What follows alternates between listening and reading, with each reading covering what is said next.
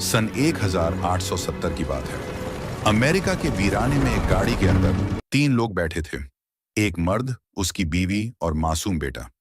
वो मर्द था जॉन जेनसन, जो 7 साल बाद अपनी बीवी और बेटे को डेनमार्क से अमेरिका लाया था, नई जिंदगी शुरू करने।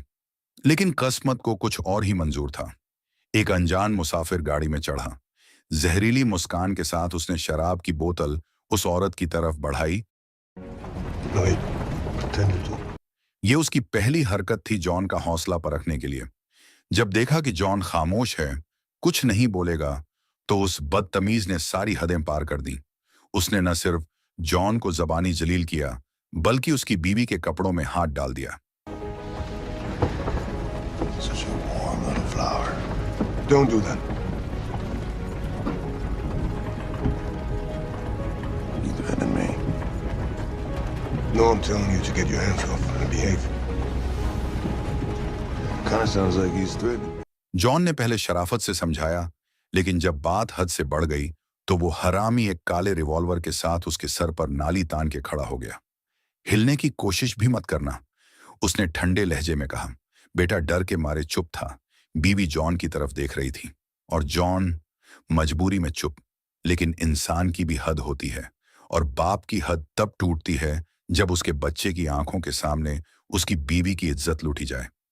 जॉन ने अपनी डैनिश जुबान में बीवी से कहा, उसके कान पर काट लो। और जैसे ही वो हरामी तड़पा, जॉन ने हमला कर दिया।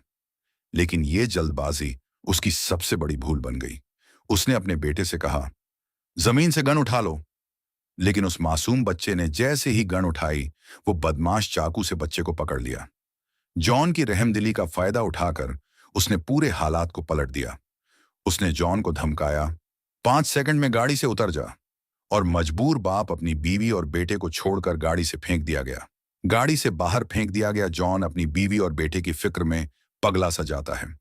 पैदल ही गाड़ी के पीछे भागता है, ये जानते हुए भी कि पैदल घोड़े से नहीं जीत सकता। कितनी देर तक भागा, कोई नहीं जानता। लेकिन अचानक दूर एक लाश नजर आती है। दिल में एक डरावना ख्याल उठता है।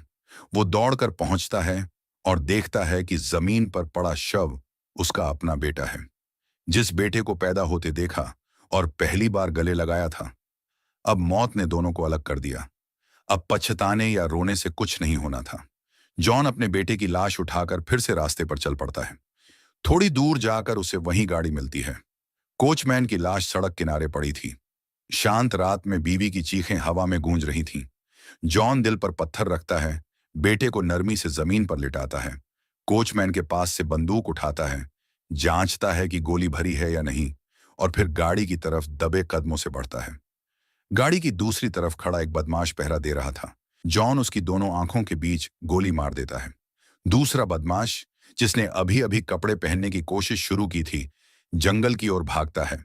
जॉन पीछे से गोली मार देता है। अब जो बदमाश पहले शेखी बघार रहा था, अब जिंदगी की भीख मांग रहा था।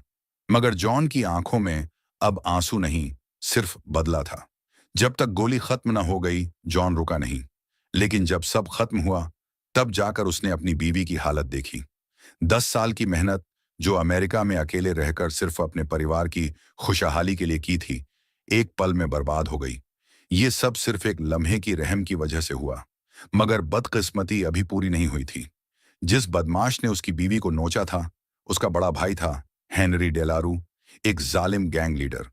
अपने भाई के कातिल को न मिलने पर डेलारू ने टाउन के मेयर और शेरिफ पर दबाव डाला। अगर 2 लोग नहीं चुनोगे तो मैं 4 को मारूंगा। शहर की अमन के लिए सबसे बूढ़े आदमी को चुना गया। उसका पोता लाचार देखता रह गया। फिर एक लंगड़े किसान को दूसरी कुर्बानी बना दिया गया। पर डेलारू फिर भी संतुष्ट नहीं हुआ। उसने कहा, एक बूढ़ा और आधा आदमी, ये सिर्फ एक गिनती है। और उसने एक और आदमी को गोली मार दी। अब उसने टाउन टैक्स $80 से $160 कर दिया। असल में उसकी मंशा थी शहर की जमीन हड़पना, क्योंकि वहां तेल निकल आया था। पूंजीपतियों ने उसे जमीन दिलवाने का ठेका दिया था। इधर पीटर जेनसन, जो जॉन के साथ डिनर करने वाला था, उसका दरवाजा खुला पाया और घर के अंदर 2 लाशें देखी। 2 मर्दों को ज्यादा लफ्जों की जरूरत नहीं होती। पीटर ने जॉन के आंसू थाम लिए। जॉन और पीटर ने बीवी बेटे की लाश दफना दी। उधर हेनरी डेलारू अपने भाई की बीवी मडेलिन को संभालने का वादा कर रहा था, मगर वो उसकी नीयत को पहचानती थी। अब जॉन और पीटर ने टाउन जाने का फैसला किया, जमीन बेचकर ये इलाका छोड़ देने का। मगर वहां एक जोड़ा उन्हें पहचान लेता है, वही जो गाड़ी में उनके सामने बैठा था।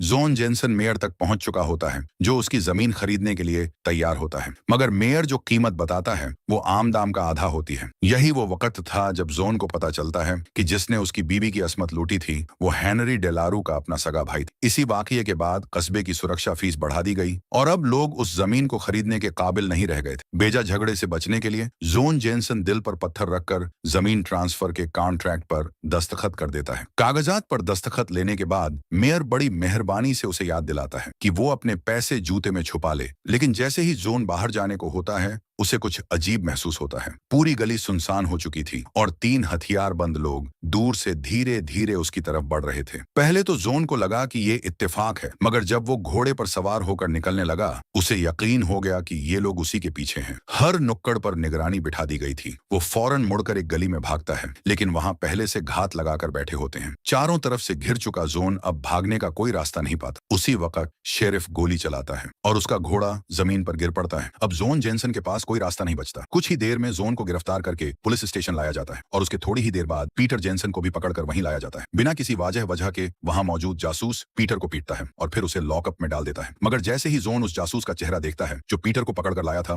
उसे सारा माजरा समझ आ जाता है। वो फौरन कबूल कर लेता है कि उसने ही उस गुंडे को मारा था और पीटर का कोई कसूर नहीं। वो शेरिफ से गुजारिश करता है कि उसे छोड़ दिया जाए, लेकिन शेरिफ जिद करता है और कहता है कि उसने एक अफसर पर हमला किया है, इसलिए उसे हिरासत में ही रखा जाएगा। अगले दिन हेनरी डेलारू अपने आदमियों की एक टोली को लेकर शहर पहुंचता है जॉन जेनसन से मिलने। लोगों की आंखों के सामने वो जॉन के हाथ पैर बांधकर उसे खींचते हुए ले जाते हैं। जिस आदमी को जॉन ने मारा था उसकी बीवी ये मंजर देख नहीं पाती और चुपचाप मुड़कर चली जाती है। वो औरत जिसने पुलिस को खबर दी थी अब शर्मिंदगी में सिर झुका लेती है, जबकि बाकी कस्बे वाले बस तमाशा देखते हैं। कोई कुछ बोलने की हिम्मत नहीं करता। जैसे ही जॉन को डेलारू के कैंप में लाया जाता है उसका आमना सामना हेनरी डेलारू और उस गुंडे की बीवी से होता है। Your beloved husband killed my 10-year-old son.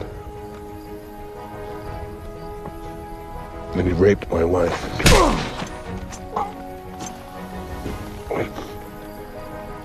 No one asked you to talk.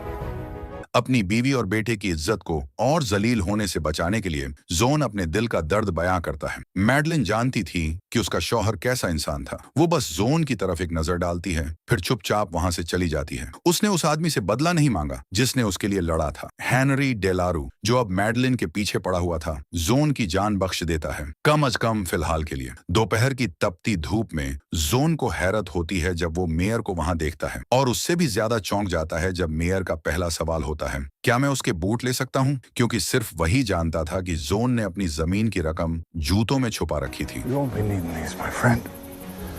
Not where you're going. उसी वक्त कस्बे के चर्च की घंटियां बजती हैं। लोग साप्ताहिक प्रार्थना के लिए निकल जाते हैं। अब पुलिस स्टेशन में पीटर जेनसन की निगरानी सिर्फ एक डिप्टी कर रहा होता है। उस डिप्टी के चेहरे पर अब भी पीटर की मार के निशान थे और अब उसे अकेले पीटर की बातों का ताना भी झेलना पड़ रहा था। पीटर की जुबानी गोलियों की बौछार से वो डिप्टी झुंझला उठता है और जानता हुआ भी कि ये सब जाल है, फिर भी गलती कर बैठता है। उस रात हेनरी डेलारू का मैडलिन के साथ एक अंतरंग लम्हा गुजरता है, जिसके बाद वो उसे वादा करता है कि जैसे ही शहर पर उसका कब्जा पूरा होगा वो उसे यहाँ से ले जाएगा। उसे पूरा यकीन था कि वो उस औरत का दिल जीत चुका है जो बोल नहीं सकती, क्योंकि रेड इंडियनों ने उसकी जुबान काट दी थी। मगर वो ये नहीं जानता था कि नीचे उसके डेरे में एक बेआवाज मेहमान दाखिल हो चुका था। थोड़ी ही देर में एक सिपाही उस जगह की तरफ जाता है जहां लैंप लटका होता है, मगर वहां कोई गार्ड नहीं होता। जब तक वो हथियार निकालकर धीरे धीरे कदम बढ़ाता है उसे वहां एक लाश मिलती है, मगर तब तक बहुत देर हो चुकी होती है। इसी गड़बड़ी का फायदा उठाकर पीटर जेनसन फौरन जॉन की रस्सियां काटता है और उसे उठाकर एक सुरक्षित जगह ले जाता है। पेट्रोलिंग टीम के लौटने से पहले पीटर अकेले ही उनसे निपट लेता है। जब तक हेनरी डेलारू को असली माजरा समझ आता, पीटर पहले ही जॉन को घोड़े पर बिठाकर बारिश में भाग निकलता है। मगर डेलारू जैसे आदमी के लिए ये बर्दाश्त से बाहर था कि कोई उसके सामने उसकी हुकूमत को चुनौती दे। भागते वक्त बेहोश जॉन जेनसन बार बार घोड़े से गिरता रहा। आखिरकार पीटर को समझ में आ गया कि ज्यादा दूर नहीं जा सकते। वो जॉन को एक पत्थरों के ढेर में छुपा देता है और खुद दुश्मनों को दूसरी दिशा में ले जाता है। अगली सुबह जॉन होश में आता है। धूप में झुलस चुका चेहरा, प्यास से सूखता गला और जमीन पर जमा गंदा पानी ही उसकी उम्मीद बनता है। पहचानता है। वो पानी पी ही रहा होता है कि अचानक घोड़ों की आवाज आती है। वो झट से चट्टान के पीछे छुपकर बंदूक निकाल लेता है। जैसे ही घोड़े उसके पास से गुजरते हैं, वो झांक कर देखता है, बस एक झलक, और उसका दिल चाक हो जाता है। पीटर जेनसन को जमीन पर घसीटा जा रहा था। उसके पांव बंधे हुए थे। 4 दिन पहले जिसने अपना परिवार खोया था, अब वो अपना सबसे अच्छा दोस्त भी खो चुका था। अब जोन जेनसन के पास सिर्फ एक मकसद रह गया था, हर उस गुंडे से बदला लेना जिसने उसे सब कुछ छीन लिया। वो वापस डेलारू के कैंप लौटता है और उधर हेनरी खुद भी एक नई मुसीबत में फंसा होता है। उसके गार्ड्स मारे जा चुके थे और तिजोरी से सारा कैश गायब हो चुका था। इसका कोड सिर्फ एक को पता था, मैडलिन को। और जैसे ही ट्रेन चलने लगती है, मैडलिन चैन की सांस लेती है। उसे लगता है अब वो इन दरिंदों से आजाद हो चुकी है। मगर उसकी राहत ज्यादा देर नहीं टिकती। डेलारू के लोग ट्रेन तक पहुंच जाते हैं, ट्रेन को जबरन रोकते हैं और मैडलिन को फिर से जकड़ लेते हैं। मैडलिन आखिरी बार खुद को बचाने की कोशिश करती है, भागते हुए अपनी बंदूक भरती है, मगर वहां कोई पहले से उसका इंतजार कर रहा होता है। कुछ ही पलों में उसे घसीट कर वापस कैंप ले जाया जाता है। हेनरी डेलारू, जो दिल ही दिल में उसे चाहता था, अब डरने लगा था कि कहीं वो उसे मार न दे। उसी वक्त किसी ने बगल में खड़े होकर कहा, ऐसे हसीन जिस्म को बर्बाद करना बेवकूफी होगी। अपने वफादारों को खुश करने के लिए डेलारू मजबूरन उन्हें उसकी तरफ ढकेल देता है। जोन जेनसन को एक किसान औरत ने बचाया, जिसके शौहर को हेनरी डेलारू ने मार डाला था। एक दिन की आराम के बाद जोन जेनसन चुपचाप मेयर के पीछे जा पहुंचा, अपने जूते वापस लिए, और अब उसका इरादा मेयर को बख्शने का नहीं था, क्योंकि पूरे कस्बे में बदमाशों को सिर्फ उनके आखिरी नाम डेलारू से जाना जाता था। लेकिन मेयर ने उन्हें हेनरी कहकर पुकारा। यह इशारा था एक गहरे रिश्ते का और किसी छुपे हुए राज का। जोन ने मेयर को मजबूर किया कि वो ताबूत खोले और उसमें जाकर लेट जाए। जब मेयर ने मना किया तो जोन ने उसे जोर से पीटा। मेयर की मिन्नतें बेकार गईं। जोन ने उसे ताबूत में बंद कर दिया।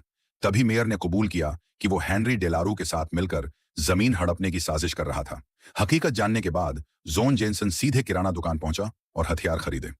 चूंकि हथियारों की तादाद ज्यादा थी, वॉइचेक बोरोव्स्की को समझ आ गया कि जोन किसी बदले की तैयारी कर रहा है। अपनी दादी के बदले की खातिर वॉइचेक भी उसकी मदद को तैयार हो गया।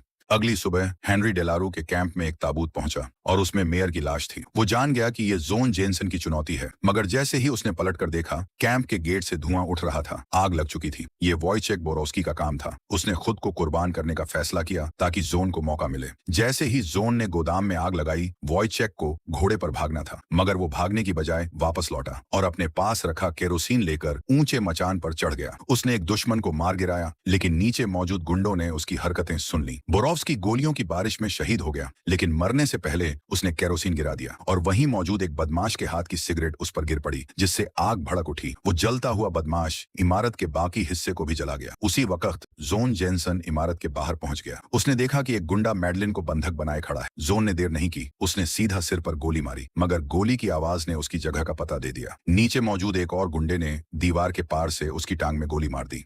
गुंडे को जमीन के नीचे छुपी जोन की राइफल मिल गई। उसे लगा अब जोन उसके कब्जे में है, लेकिन यह भी जोन की चाल थी। वो पहले ही गलियारे के दूसरी ओर खिसक चुका था और वहां से उसने चुपचाप चाकू से आखिरी गुंडे को खत्म कर दिया। मगर हेनरी डेलारू, जो अंधेरे में छिपा बैठा था, पहले ही जोन को निशाना बना चुका था। उसे उस आदमी की बहादुरी पर हैरत हो रही थी, जिसने अकेले उसके पूरे गैंग को नेस्तनाबूद कर दिया था। जैसे ही वो गोली चलाने वाला था, बगल से एक गोली चली। वो थी मैडलिन, उसका अपना भाई की विधवा, जिसे उसने एक गुलाम बनाकर रखा था। उसके बाद जोन ने फौरन उठकर अपनी पिस्तौल निकाली और हेनरी डेलारू पर आखिरी वार किया। सब कुछ खत्म हो चुका था। कुछ ही देर में कस्बे का शेरिफ अपने आदमियों के साथ वहां पहुंचा, जीत का सेहरा पहनने। वो मैडलिन को भी ले जाना चाहते थे, मगर अब जोन और मैडलिन एक दूसरे के लिए खड़े हो चुके थे। शेरिफ, जो जान चुका था कि जोन ने अकेले पूरे गैंग को खत्म किया है, मजबूरन लौट गया। और ये दो टूटी हुई रूहें, एक ताजा दर्द, एक पुराना जख्म, एक दूसरे की आंखों में सुकून तलाशती रहीं। फिर उन्होंने फैसला किया इस उजड़े शहर को छोड़कर एक नई जिंदगी की तलाश में निकलने का।